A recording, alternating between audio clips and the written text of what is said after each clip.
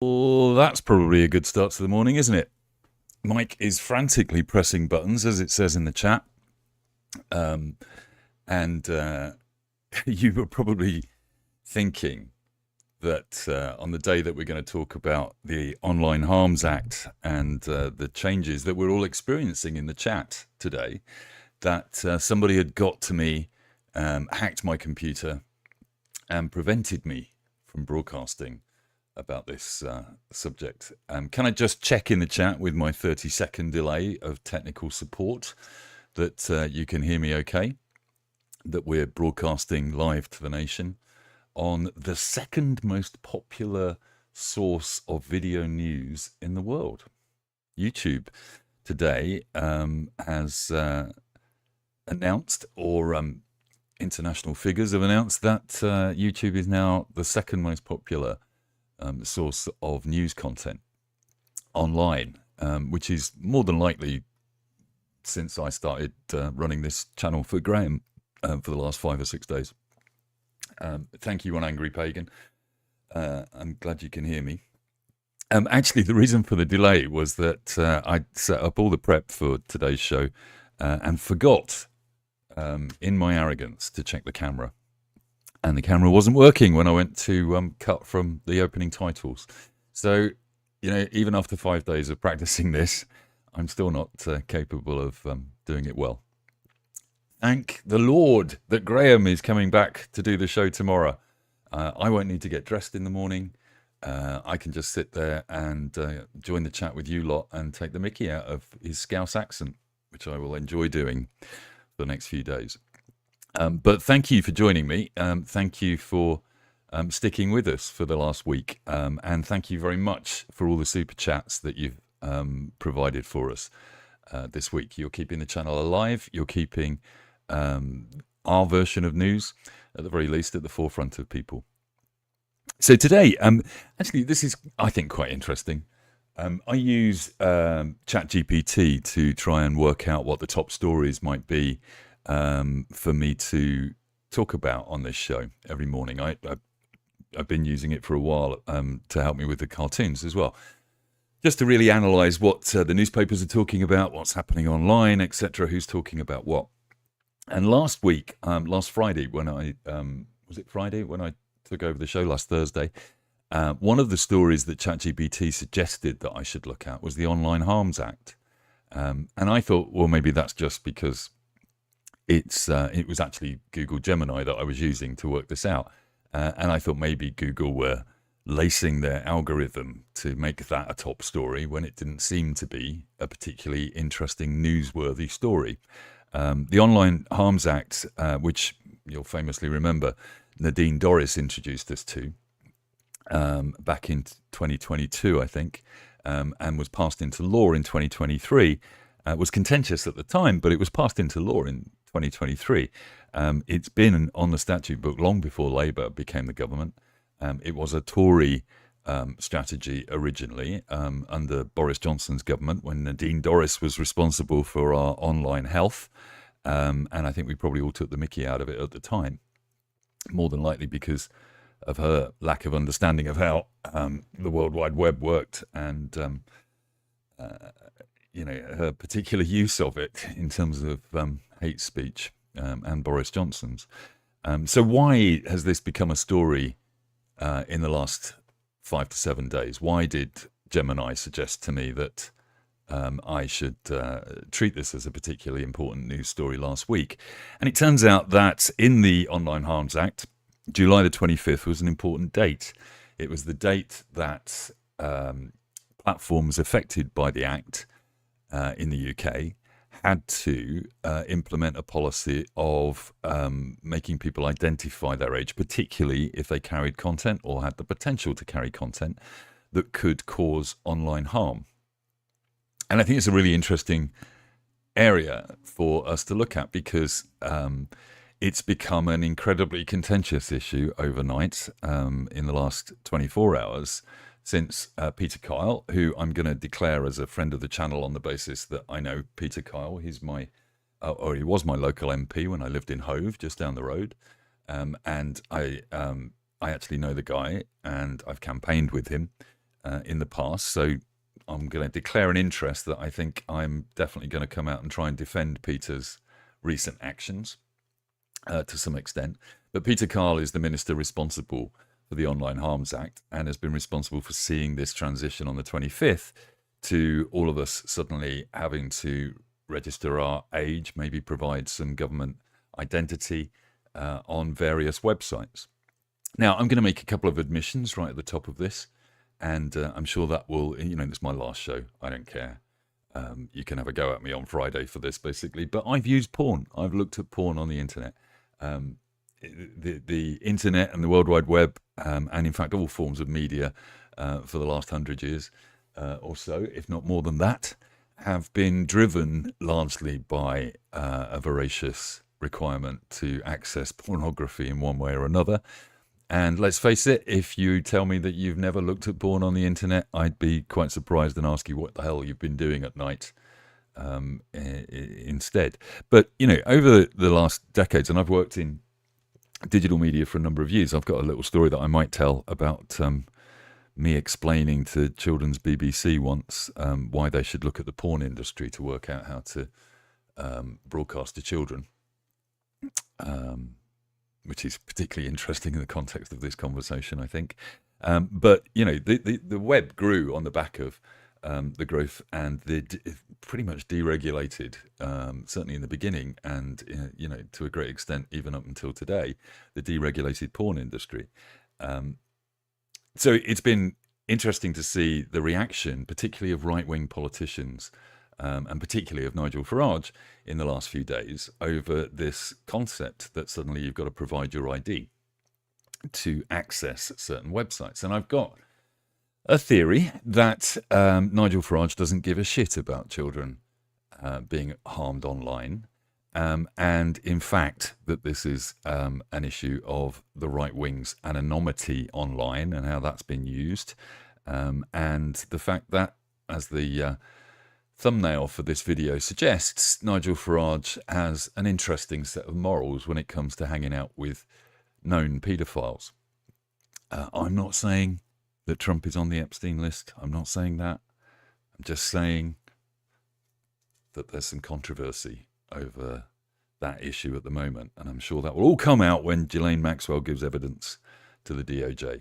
But we're not talking about that today, although we'd very much like to. But we are talking about the associations that Nigel Farage has and the positions that he takes. And currently we're in a position where the champion of free speech is trying to shut down Peter Kyle from speaking his mind on a subject. Now, look, every issue, this issue in particular, is fraught with danger. I'm going to make a stance straight at the beginning that I think Peter Kyle implementing Nadine Dorris's and Boris Johnson and whatever the Rishi guy was called and whatever the Truss character was, basically, that implementing that law was a good idea. It's a good start on regulating the internet. It changes the position of platforms into a closer alignment to being more like publishers, which is something they've managed to avoid for decades on the internet, so that they are not regulated in the same way that broadcasters are regulated. The fact that YouTube is now the second most important source of news, video news in the world, and is not regulated in the same way that a broadcaster does. I'm allowed to broadcast on here without any particular restrictions. But we are in a position where, as some of you are saying in the chat, and I think, it's a divisive situation, where Peter Kyle's language is being described as atrocious, where him comparing Nigel Farage to Jimmy Savile is completely wrong.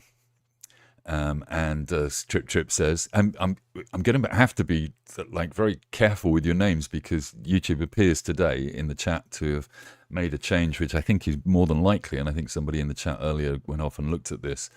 YouTube seemed to have made a change to the way chat works, and your username no longer appears, but your registered username works. You can't actually have a separate name. So I'm going to struggle to name many of you. I see Diz is doing a good job of recognizing who's who, and some of your usernames actually do reflect who you are. So I can spot One Angry Pagan and Phillips. I can spot Trip Trip, etc. But and Diz in there. But and somebody called Mike Dix 9,990. I think there can't be that many Mike Dixes out there. I think that's probably a fake account.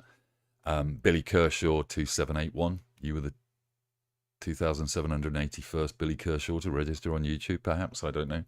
But yeah, our names have been changed in there for this reason, the implementation on the 25th of July. Now, I totally get that. Has Peter Kyle made a mistake? Has Peter Kyle taken this argument to Nigel Farage in a way that's played into Nigel Farage's hands? Possibly.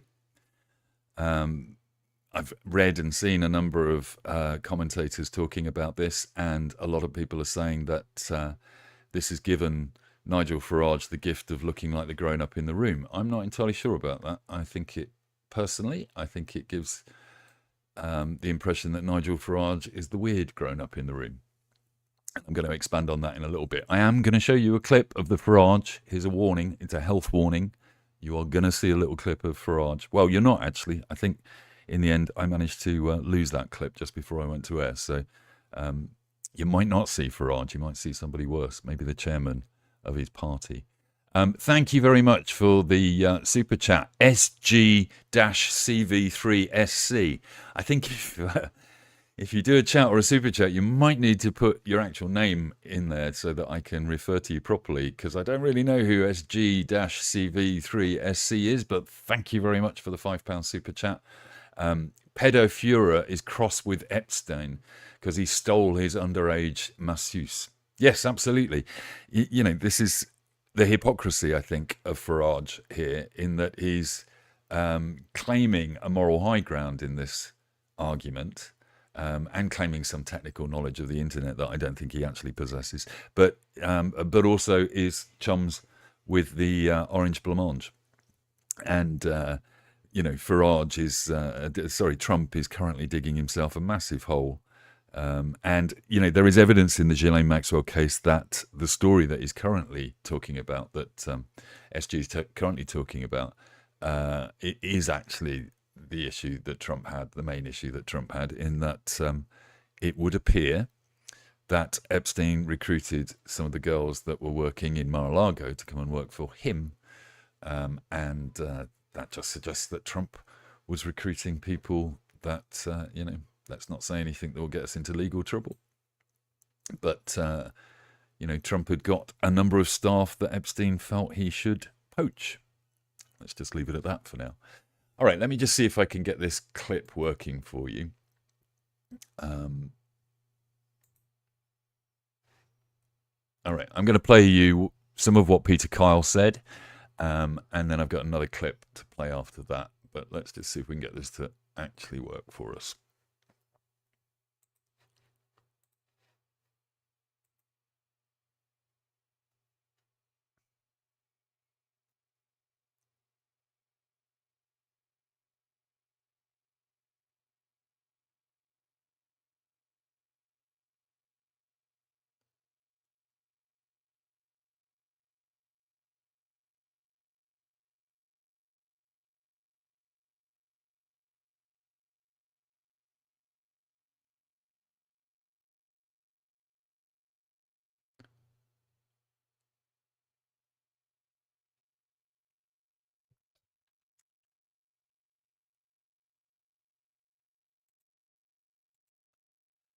So what we saw there, although there was no sound on the video. I'm really sorry. Can you not lip read? What is wrong with you people? That may be my fault entirely. Let's face it, it's definitely my fault, isn't it? I imagine it's because I've got no sound playing through my headphones. So I will play that for you again in a moment once I work out exactly what was going technically wrong there. But suffice it to say, Peter Kyle on Sky News and on various other places, including social media, and has doubled down on this issue.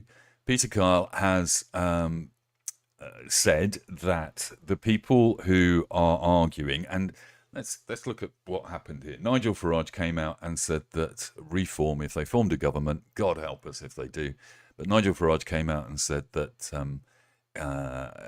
he would abolish the Online Harms Act completely, get rid of all of the Online Harms Act, all of the provisions of the Act when they come into power.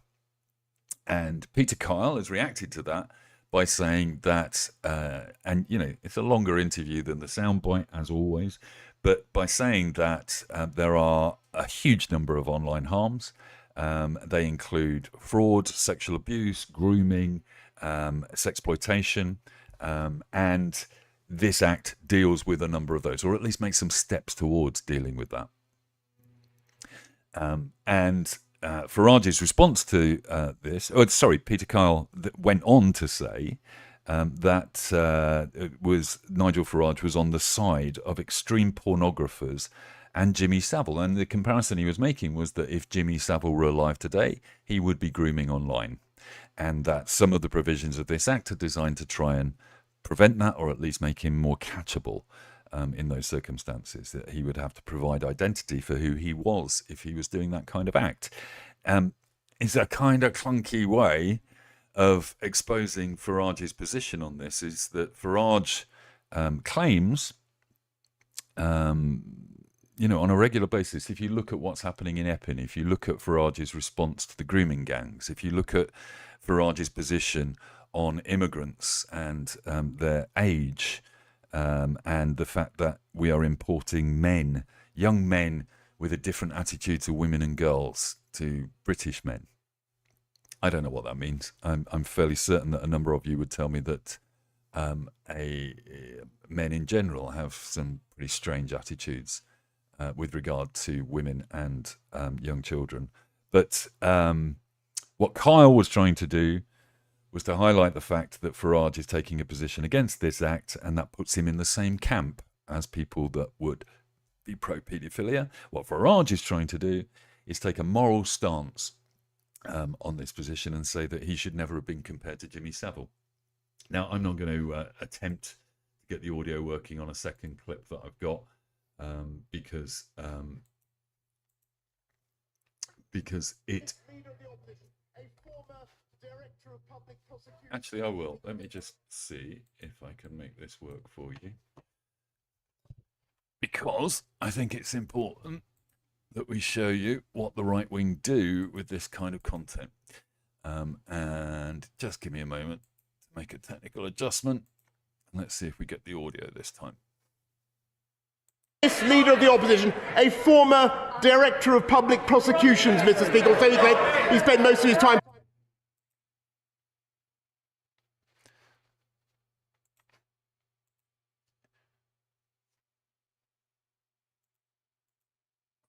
Yeah, Mike. What you should never do is attempt to do more. Don't get cocky, Mike. Don't start thinking you can start playing clips out with audio one day and not the next. All right, that was Boris Johnson accusing Keir Starmer of letting, when he was the leader of the CPS, of letting Jimmy Savile off the hook. So the right wing have used that argument just as much as Peter Kyle has. I think Peter Kyle knew what he was doing when he started to associate Jimmy Savile with Nigel Farage. The question is it something the left wing should do? The right wing do this all the time. If you think about the wider, some of Farage's friends, let's look at Mr. Trump, for example, MAGA and QAnon. Let's look at the fact that they have spent years, if not decades, accusing the left and left-wing politicians and the media of covering up paedophile rings when, in fact, they were taking part in them by the looks of it. Let's explore why the right wing take this moral stance on immigrants who might be coming over to steal your children, when they also promote a relationship with people like Trump, with people like Andrew Tate. With Nigel Farage saying that Andrew Tate appeals to young men who are frustrated in life, and then quotes him as a news source. There's a hypocrisy here. Now, I am not saying that Peter Kyle was right to make this comparison, but it's made this news story a predominant news story. It's made us talk about the online harms bill. It's made us think about what's actually going on with this registration. Now, there's a few stats that I picked up that I really wanted to share with you. I've got a friend that actually works in this space in terms of protecting online harms to children. And I think it's complicated in terms of the effect that it has on everybody on the internet. Now, let me just try and frame this in the way that I'm trying to think about it, which is that I think as a society, we actually do have a problem online. I think in the last certainly 10 years, maybe 20, we have developed an online culture that has led us to the position we are in now, where every subject is a political subject. It's divisive, where immigration and anti-trans campaigns can get a foothold with an entire community when in the past they never would have done, where the amplification of encouraging people to be violent, to be misogynistic, homophobic, anti-trans, where that can actually just propagate itself on an unregulated form of media that let me just see if why my mic is low as well. It's not that I didn't turn my mic up, it's not facing the right way. You know, I need a producer. If any of you live in Brighton and want to just come down here and produce this the next time I step in to do it, then please do. The practice for the last 5 days has been great. It's impossible to monitor your own sound when you're doing this, so I appreciate the feedback, definitely. But hopefully that's better. Hopefully that's improved things. Because I was saying some really interesting stuff, and you obviously couldn't hear it properly. What I was saying really is that, you know, we live in an environment where it is possible for me to go live from my desk in Brighton and start pontificating about this subject or any other subject that I want, and for that to propagate amongst far too angry pagans saying I'm far too far north in Brighton. Yeah, I understand that. But look. Let's look at some statistics, because online harm is a significant issue in a younger generation. And then I'll go on to explain why I think that's important for the whole of society. It's not just about thinking about the children. It's not just that Simpsons sort of, you know, will somebody think of the kids? We actually need to do a job on the whole of our society, because the online culture that we have is largely regarded as something separate from our society, and it is not. The online culture is our culture, and it's a reflection directly of what people are thinking with their thumbs and saying openly when they just wouldn't say it to your face. Let's look at some stats, though, on the kids. 70% of UK children aged 9 to 17 have experienced harm online. 77% of children aged between 9 and 17 have experienced online harm. That's according to Internet Matters Pulse in June 2025. 79% of 8 to 17-year-olds, nearly 80% of 8 to 17-year-olds, encounter online scams on a monthly basis, regardless of sexual exploitation. And I'm not diminishing that in any way, shape or form, but one of the biggest areas of concern is the fact that young children are being exposed to people trying to extort money from them, that we are allowing ways and means, you know, PayPal, etc., online payment methods. We're giving access to kids that never had access to cash, let alone credit cards in the past, and they are being ripped off on a regular basis. 46% of 8 to 17-year-olds have been scammed directly in Safer Internet Centre research in February 2025. 46% of 8 to 17-year-olds have been directly scammed. 9% of 8 to 17-year-olds have lost money to an online scam. All right, that's a small number. It's 10%. Those kids are in a situation where, you know, how do they tell their parents? Who do they tell? Who do they report this to? Who's policing this on anyone's behalf? Police have received, on average, 117 sextortion reports from under 18s each month since early 2024. Let me just repeat that. 117 sextortion reports for under 18s each month. So, you know, we're in a situation where, now I'm probably going to be a bit laggy because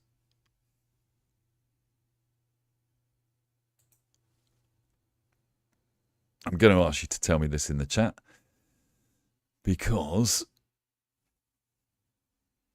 I don't know if you're still appearing on the screen. Yes, you appear to be. That's good. Sorry, I'm just having a technical problem again with the chat. Let me just sort it out while we chat amongst ourselves.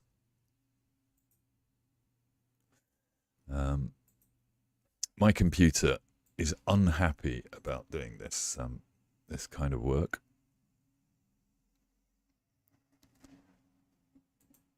I'm being told that my stream rate is pretty low, and I don't think there's a lot I can do about it, unfortunately. I don't know why it would have taken a sudden dive, but let me know if that's causing a major problem. Mike Higgins says that if Mike Dix had a producer monitoring his sound, there would be no feedback in the chat. I think that's probably true. I am getting a warning that the stream is pretty low. Just tell me if that's causing a problem for any of you out there. I'm being cancelled. That's what's happening. You know, YouTube is effectively trying to shut this stream down because they don't want to hear the truth. That's probably what's happening. Let me go back to these stats. 74% of teenage boys did not fully understand what sextortion was. Now, sextortion is where young people have been encouraged to share images of themselves that they certainly feel would be embarrassing if they were shared outside of the relationship that they felt they had online. You know, very often this is young people thinking that they are talking to their peers when they're not. They're actually talking to adults and scam artists, and then they are blackmailed, sextorted, and encouraged to pay money. You know, there are ridiculous things that you learn that just don't exist in my world. But, you know, there are people that exist in Roblox. There are people that exist in these online games that have credits within those games that can build up money, that are given cards with credits on for the Google Store or the Apple Store by their parents, and they are sextorted for those credits. There are cryptocurrencies that are being used and game currencies that are being used. And you know, kids as young as 6, 7 and 8 are being sextorted on that basis. And you can imagine, put yourself in the mind of those kids. They may have felt they were having a relationship with somebody. They may have shared intimate photos of themselves. And then it turns into a nightmare for them, where they're being told not only will their friends find out what they've been doing, but their family will find out, that the whole internet will find out. And they don't want to talk to anybody about that. They don't want to report that to the police. They don't want to tell their parents. So they find a way. They find a way to pay to get rid of that problem. And that's happening, you know, 117 times a month since 2024.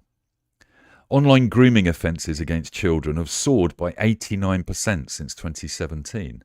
That's not because suddenly there are more online groomers. That's because it's become easier on the platforms, easier with the payment methods, easier to register or not register anonymity online. And since 2017, over 7,000 online grooming offences have been recorded since 2023. That's according to the NSPCC. 7,000 online grooming offences. The youngest victims of online grooming in 2023-2024 was a 5-year-old boy, according to the NSPCC. Now, you can definitely ask, how does a 5-year-old boy get access to the internet and even understand what they're doing with it, basically? That's definitely a question that needs to be answered. And yes, you can put some of that responsibility on the parents, but you can also ask, why have we got an environment that allows that to happen? Why are we not protecting these kids? And it's not just kids. Why are we not protecting vulnerable people in general? And I mean everybody. If you're depressed and lonely, whatever age you are going to find something on the internet that helps you. Me? I stream live to YouTube. I make cartoons and share them. That makes me feel less lonely. Genuinely, it does.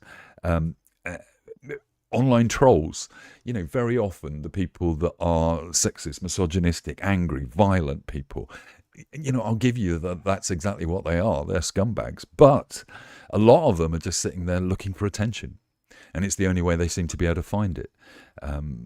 So, we have a problem in society that needs fixing, and this law is getting there. And I would argue that Peter Kyle has exposed one of the problems with the right wing by taking the same position that they would. Farage, Johnson, all of them have very happily in the past made associations with Keir Starmer, with the Labour Party, with progressive politicians, and Jimmy Savile, which is ridiculous because Margaret Thatcher gave him a bloody knighthood because Prince Charles at the time, had Jimmy Savile round his house for Christmas every year. The elite have been involved with these people for years. Look at what's happening. Look at Farage's position and Badenoch's position and the right's position on the grooming gangs in Rotherham, which is, all of it is disgusting. All of those people need locking up. Anyone that covered this up needs locking up. Anyone that took advantage of it needs locking up. Look at the story about the police in Rotherham, in South Yorkshire, who have taken advantage of vulnerable kids who reported sex crimes to them. It's not just about immigration, and yet it's very useful for Farage or Trump to start spouting off the fact that it's only immigrants that do these things. It turns out it's bloody coppers. Well, we all knew that. We all knew that.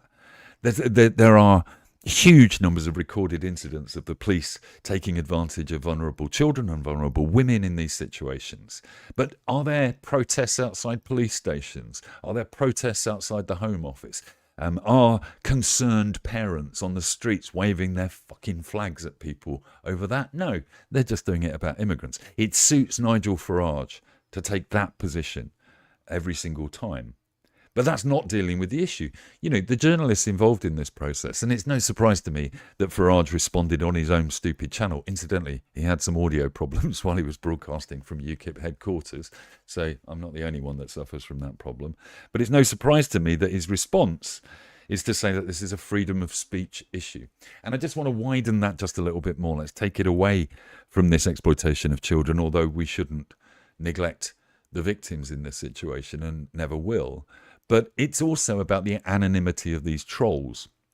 It's about, yesterday we talked about the fact that Donald Trump is a troll, that Nigel Farage is a troll. They pick a story, they find their narrative angle on it, and they go and poke at people constantly to aggravate them. But what Farage is actually seeing here is two things, I think. I think on a really simplistic term, a number of, Farage is a populist. He sees what's happening within his base and he reflects it. That's what he tries to do. And what Farage has seen and probably personally experienced, is my guess, is that to go and look at Pornhub, to go and look at his OnlyFans website, to go on Tinder or Grindr or whatever it is that Farage gets his kicks from, he suddenly had to provide identity. Now, I get this. I get the freedom of speech argument here is you don't want to hand over your passport or your driving license or your government identity information to what could be incredibly dodgy websites. But the question then really is, what are you doing on the incredibly dodgy website in the first place? If you don't think you're providing them with a huge amount of information already about you, then you're very deluded about how your browser works, how your phone works, how the internet works. All of us have experienced the idea that we search for something on Amazon and the next advert we see on YouTube is something to do with that search. Your phone, your computer, your browser is constantly informing all of these dodgy websites. Even if you browse incognito, is constantly passing information across. If somebody wanted to, they could find out exactly what Nigel Farage has been looking at for the last few months, and I don't think it's tractor porn.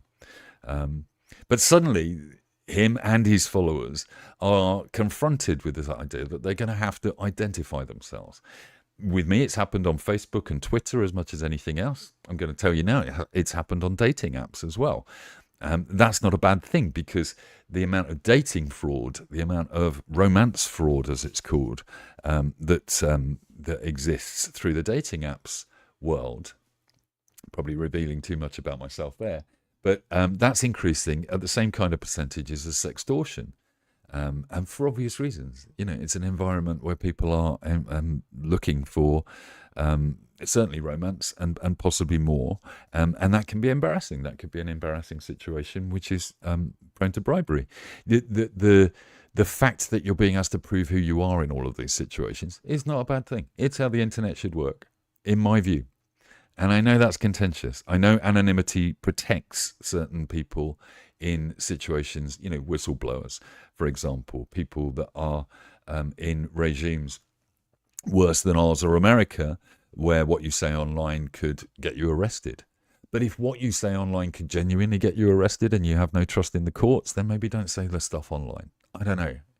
Like, that's probably a contentious view. But I work very hard in my political commentary, in my cartoons, to make sure that I am not crossing a line that puts me on the wrong side of the law. I think that's really important. I think that the trolls that operate on Facebook, on YouTube, on comment sections, on newspapers, etc., who manage to remain anonymous through that process, should not be able to exist. Now, there is something clunky about the way that this law has been implemented. It wasn't Labour's law, remember, it's a Tory law that they're having to implement. Peter Kyle has adopted this law. The Labour Party backed it. Farage has had 12 months in Parliament to do something about this, and he's done nothing. Typically, he just waited for the 25th of July to happen and then saw that he couldn't log on to OnlyFans anymore to look at Nadine Dorris's pages, and that's upset him. And he makes it about freedom of speech. It's not about freedom of speech. You should have freedom of speech, but you should have to ID yourself. Now, I'm not saying that technically this has been implemented brilliantly. I'm not saying that just because a website asks you to upload your driving license or passport, you should trust them. You shouldn't. You should absolutely question every website that you're asked to do that for. In social media company terms, God, my life has been out there for 20 years on those spaces. There's not a lot that I can hide from it. But ultimately, having to prove who I am, I think, is a useful thing. On X, the only way you can prove who you are at the moment is to pay them. And that's going to cause them a problem, I think, with this, and particularly the way that since Musk took over, that there's been a proliferation of this kind of offence. But look, it's going to play itself out. There are going to be services that are provided. I think the government should have done more to make a provision for some form of one step away identity, so that you could actually log your identity in, not in an anonymous way, but certainly in a very encrypted way, that there should be restrictions on how that ID can be used in other ways. Because yes, your ID could end up on a database that's hacked and then used in some way to hack you. But, that's not an insurmountable technical problem that could be dealt with. And I kind of hope the government does something about that. And I think what might happen in the next month or two is that a lot of these companies that are nefarious and are making a lot of money out of the kind of content that would be illegal are going to have to make some significant changes to the way that they work. So I've rabbited on about this. I'm not sure I've entirely made it clear what my position is, but I think when this has become a political issue, when protecting children from extortion, sextortion, from online harms, from grooming has become a political issue, then our society is kind of in trouble, isn't it? Because Farage isn't offering a better way to do this. Farage is saying he will get rid of all of these laws. Now, he's trying to protect his Pornhub friends. He's trying to protect his OnlyFans friends, and he's trying to protect his Twitter army of anonymous arseholes, basically, the racists and misogynists and filthy scumbags. Some friends of mine in a WhatsApp group have been trying to identify some people that made some disgusting comments about immigration in Essex. Some absolutely vile and disgusting comments that they've managed to hide themselves anonymously. And there is a group of people there trying to identify these people to expose them. We shouldn't have to do that much work. They shouldn't be allowed to make those comments unless they've clearly identified themselves to the website that they're making those comments on. I'm afraid anonymity is something that's, and I'm often accused of this. Listen, I operate online under a number of different fronts. Very often I'm accused of using my Trumpton account to hide. Well, I don't hide. On all of my profiles, it tells exactly who makes the Trumpton account. The Trumpton account is a brand. It's different from my Mike and Scrabble account, which is about me and my dog. Doesn't do politics, but I say who makes the Mike and Scrabble account. I run an account called The Brexit, which is a comic that I used to run, and I say who makes it. I'm very clear. I don't have to do that, but I do that. I think we should all have to do that. I think it's fine to have free speech, but I also think it's fine that we know who you are making that speech. You know, Tommy Robinson has had a pseudonym. Sorry, Tommy Yaxley Lennon has had a pseudonym of Tommy Robinson for most of his life, and it's interesting that he escaped the country yesterday after a video exposed him online by showing that he was possibly involved in a fairly brutal assault in London. And Tommy Robinson's done a runner, as usual, to go and hide behind his pseudonym of Tommy Robinson and encourage people to give him money to be a sexist, racist tosspot. Right, let me see if I can just switch us over for a moment to have a look at the newspaper headlines, because we are, I've ranted for quite a time there. We won't need audio to work on this, other than my audio. I hope it is. So the Metro leads with the same story as me today. Always interesting that if you look down at the bottom, there's an advert for 200 gigabytes of data on Smarty. So acknowledging the fact that we live in a data-driven world. But their headline is that Labour's low blow. Peter Kyle, Minister blasts Farage over online safety. It's got on the front page of at least one newspaper. Does that mean that Peter Kyle was quite right to take this position? You know, the Labour Party and the left and the progressives are often accused of, not playing the same game as Farage does. It's easy for Farage to compare any of us to being paedophiles, and he gets away with it every single time. Should a minister do it? Look, I don't know. It's got on the front page and it's brought the story up and it's made me angry about it. So hopefully some of you as well. Let's look at The Guardian. The Guardian runs Lionesses, still mentioned up there. I watched some of the coverage of them yesterday, which was pretty awesome. But The Guardian leads with UK to recognise the state of Palestine unless Israel commits to ceasefire. This is the story I considered talking about today, and I just thought, God, I'm just not qualified to talk about all of the issues involved in this. But I do find it an interesting stance that Starmer's taken to say that we will recognise Palestine unless you stop shooting. To use recognition of the state to the state of Palestine, which is something that we should have been doing long ago, but to use that in some way as a threat to Israel. I mean, if Israel just stops shooting for a few weeks, does that mean we stop the idea that we're going to recognise Palestine? I don't really understand what's happening there in diplomatic terms. I'm sure that Starmer thinks and Lammy thinks that this is going to play out for them in some way.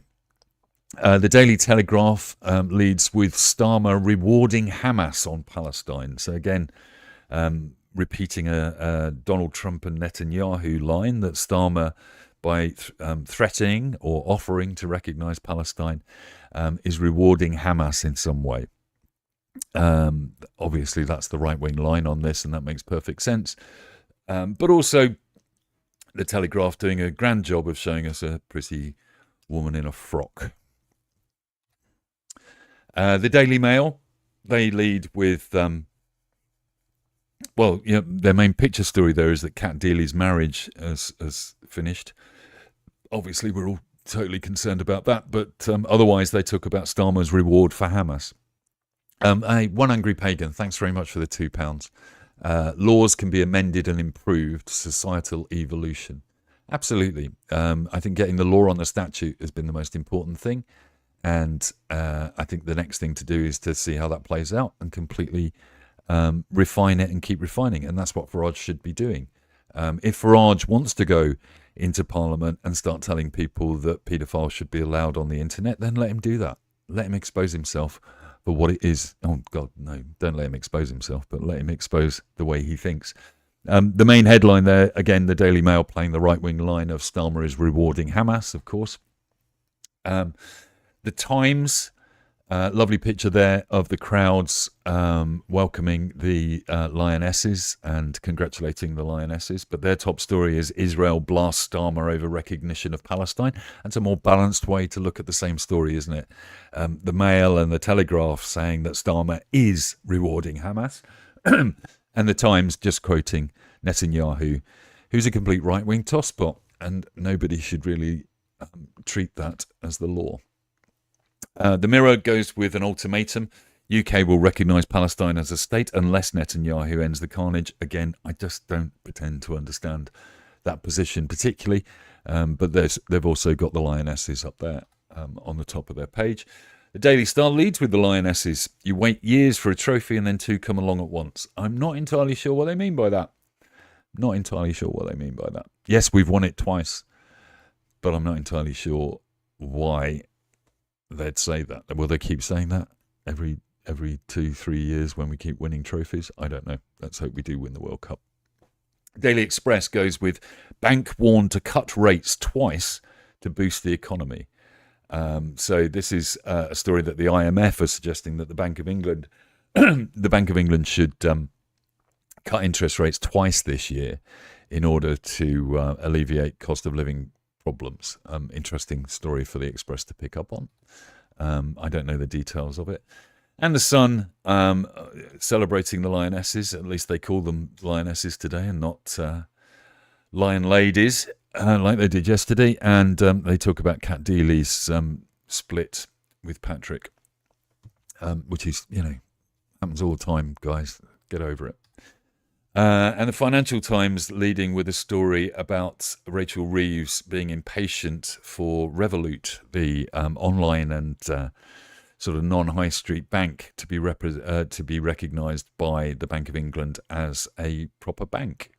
I don't know what is going on there particularly, but it just seemed to me that online banks are part of the problem that we've been discussing here, but also part of the solution as well. So that's the run through. Thank you very much for the people that said, Mike, was that a rant?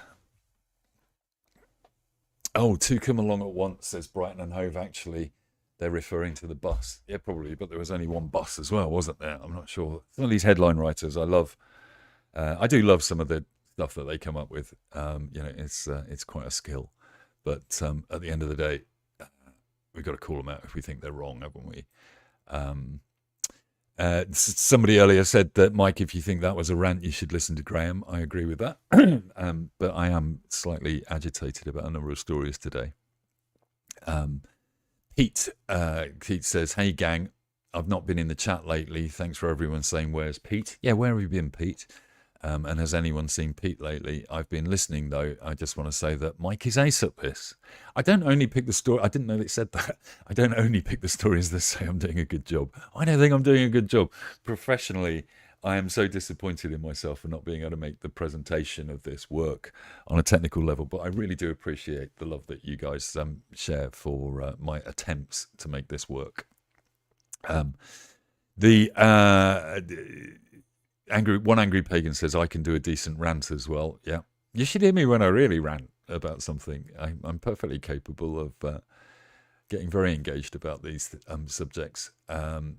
Veg Pie 6165 says, I'm with Sky for mobile and every month unused data rolls over. I now have 443 gigabytes of unused data to use. Well, maybe you should download this video and watch it back at your leisure on your phone. I'm sure that without the audio that I managed to not play earlier on, those lovely gaps will be interesting. Pete Dencart is telling us that you can change your name by going into your settings, change your handle, publish, and then restart your YouTube. So maybe we should all be doing that overnight. And Thomas de Quincey, to be able to destroy with good conscience, to be able to behave badly and call your bad behaviour righteous indignation. This is the height of psychological luxury. Not sure what we're referring to there, but if that's about me ranting, then that's good. Veg Pie 6165 says, come back anytime, Mike. I am talking to Graham about what I can do. I can't do I can't do the daily morning show that Graham does. I'm not, and the 2 shows a day that he does, and I don't know how he's managed to do that over this time.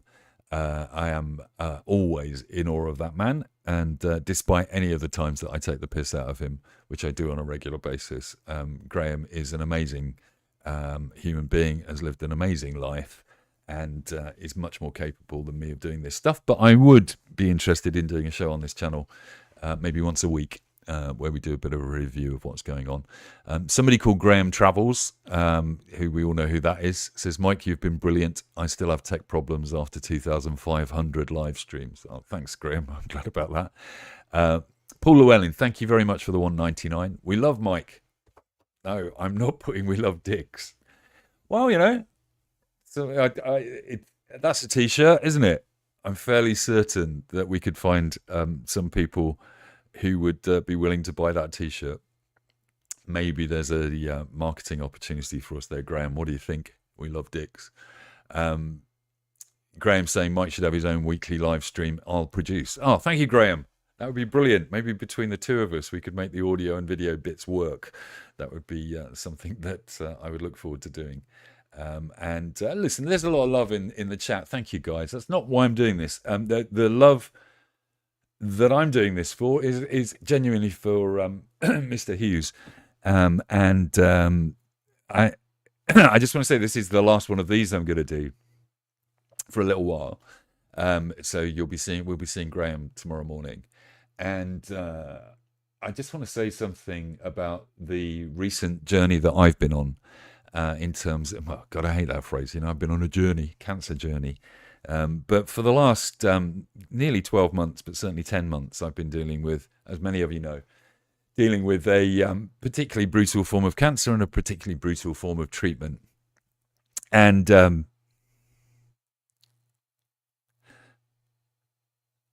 that's been tough.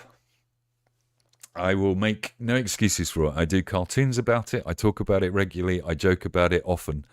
And I like to share what I'm going through, both the good and the bad of this story, because I think it's important that we do talk about these big issues. But one thing that has been a constant through the last 10 months of my life, and certainly this year in particular, while I've been going through the treatment for this, is the pinpoint in the map on a Friday night at 9 o'clock, where I get ready for the Friday night social, where I get to hang out with Graham and our friends. I won't start naming them, but Tan, Hannah, Mikey, Rachel, Scott, Ollie, the other Ollie, etc. And the WhatsApp group that we all share as creators, where we talk about nonsense and politics and age dad on a daily basis. And all of that has been an incredibly important thing to me to get through this. Whatever gets any of you through any of the troubles that you're going through every day, if we're contributing in some way, if I've contributed in some way to that over this time, then that's the way that we face up to these problems as communities and as friends. And I will probably end this chat before I start blubbing on camera. Mike could do a Saturday show. Yeah, that's a possibility. I will stop myself from talking too much about this, because I don't think you need to see me being this emotional about it. But I do want to thank all of you, and I want to thank Graham and gang for all the love and well-meaning thoughts in terms of how I've got through this. I have been one of the lucky souls who has successfully got through this. I'm not over this. My body has been a battlefield for cancer for the last 8 months, and it's pretty fucked, to be honest with you. And I need a little bit more healing time. But doing this show, helping Graham out doing this, is part of my way of paying back for somebody that has been a very important part of my treatment and my recovery, and will continue to be so. That's the last time you're going to have to listen to me rabbising on about my cancer, certainly until I get another one, which is always possible. That's Debbie Downer for you, isn't it? I have really enjoyed doing this. Let me just rewind that and pause that, because I'm going to try and get you some output to end this show. But thanks very much for joining me. The next show you see, I imagine, will be tomorrow morning's Morning Brew with a chap called Graham Hughes. Never heard of him. Hey, veg pie right at the last minute. Thank you for the $1.99, just because. That's very much appreciated. And thank you very much for all the super chats. It's been great to try and keep this channel alive for Graham over the last 7 days. It's been great that we've given him a break, and the super chats keep Graham alive very much. They keep him in food. So thank you very much for the kind and generous donations that all of you have made. And don't forget to like the video, share it if you can, tell your friends to come and watch. And the more that we do all of that stuff, and the more we get super chats, and the more we get some revenue out of the scumbags at YouTube, the more we can do of this, the more shows that we can make. Have a great day. Oh, look, you can't keep doing this to me. Viper Scott 1, just like all said, thank you, Mike, for doing this so much. Appreciated big time. Thank you for the £5 super chat. That's marvellous and much appreciated. Thanks very much for that. I'm going to go. I'm not at all going to keep saying goodbye and then seeing if another super chat comes in. Enjoy your day. It looks to me like it's a reasonable Supermassive Wayne. Supermassive Wayne. £2 super chat. Have some chips. Thank you very much. Can you buy chips for £2 these days? I'm not sure. But thank you, Wayne. All right, guys. I'm going to go. Have a great day, whatever it is that you're doing. And come and join us tomorrow when Graham will be back. And everything will return back to normal. Love you all.